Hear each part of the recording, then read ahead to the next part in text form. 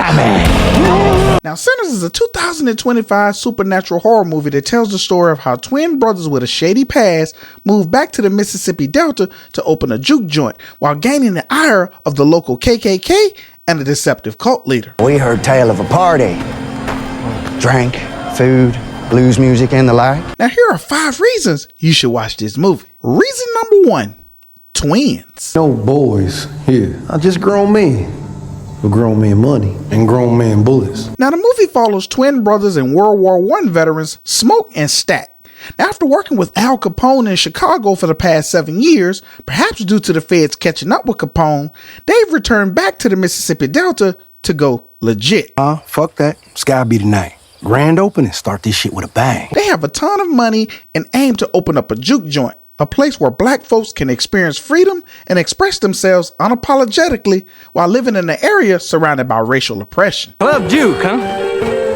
Grand opening, grand closing. Reason number 2, KKK. Shit, Klan don't exist no more. Their ambition leads the brothers to buying an old mill from the local KKK leader, Hogwood. You boys twins? Nah, we cousins. Who insists that the Klan is no longer in circulation and that the brothers need not to worry about being bothered by the local whites. But in reality, the Klan is still active and under the leadership of Hogwood. And they're looking to run these uppity Negroes out of town or perhaps kill them. After all, they're living in a white man's society. Reason number 3, Remmick. Yeah, I gotta help. I thought I could trust them, but they tried to kill me. Now, we first see Irish immigrant Remmick running for his life and searching for a place of solace. Be mindful, he's being chased and hunted by the local Choctaws who are aware of who and what he is. We're in pursuit of someone very dangerous. Now, Remmick, under the guise of needing help, comes to the home of married KKK couple Joan and Burke. But after biting them, they become the core members of his undead army.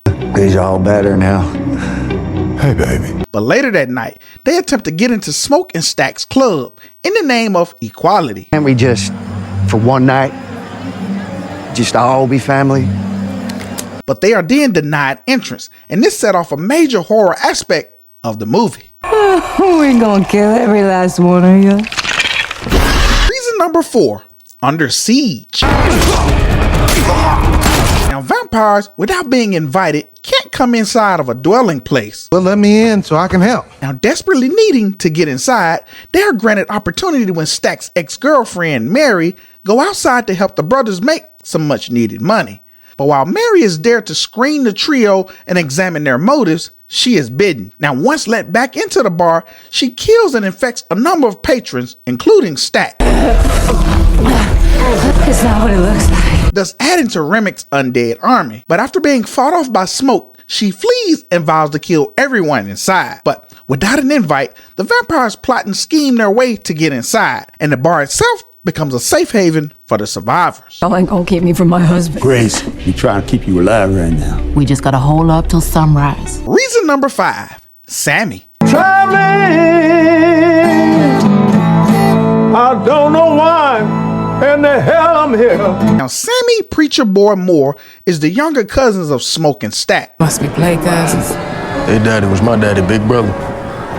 So y'all cousins through blood? But also the primary blues singer for this juke joint. Now, Sammie is actually the backbone of this movie, and every single action he chooses decides the fate of everyone. That voice I heard from out here. Oh, it was beautiful. Goddamn beautiful voice. So, Sammie is the son of a pastor named Jedediah who feels that the blues is the devil's music. But Pastor Jed even goes as far as warning Sammie that if Sammie continues to choose this path of evil and play the blues, entertaining the devil will lead him to finding him. And it is this choice of choosing God or the devil that opens up the floodgates of consequences for everyone at the juke joint. You the devil, ain't you? Sammie.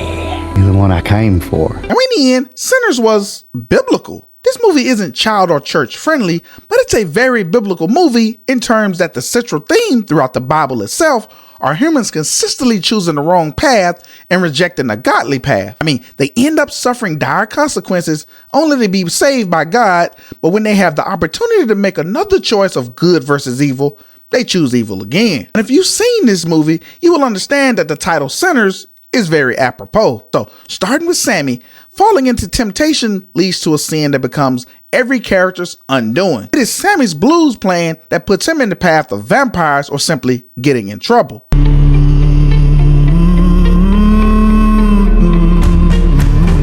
And there's Stack and Mary's greed that kills them. Hell yeah. What, they want to drink with this or something? Smoke vengeance kills him.